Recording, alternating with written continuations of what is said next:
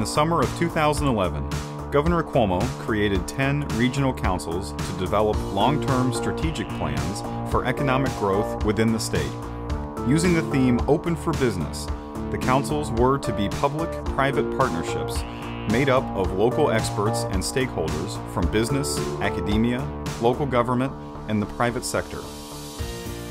The aha moment for me was realizing that it wasn't about the money. It was about the collaborative consensus building to create a plan, a strategy, to take our region forward, to create jobs and enhance our economic development.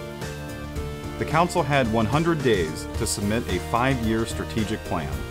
The goal was to create regional plans that would be comprehensive, sustainable, and create jobs. I think it lays out strategies for launching and nurturing new businesses, to enhance existing enterprises, and to attract talent and new businesses from outside the region.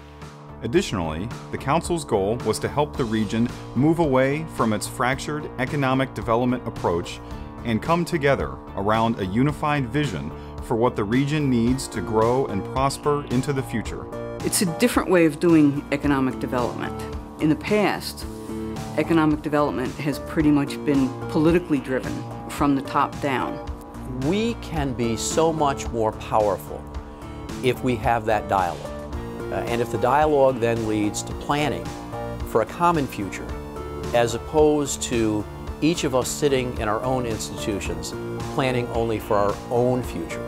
The governor's given us an opportunity to really show how New York works together, whether it's in business, whether it's in community, the arts, agriculture for me.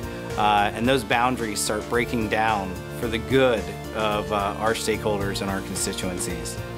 The Capital Region Council, initially headed by co-chairs Michael Castellana, President and CEO of CEFCU, and Dr. Shirley Ann Jackson, President of Rensselaer Polytechnic Institute, consists of some of the best and brightest leaders in our region.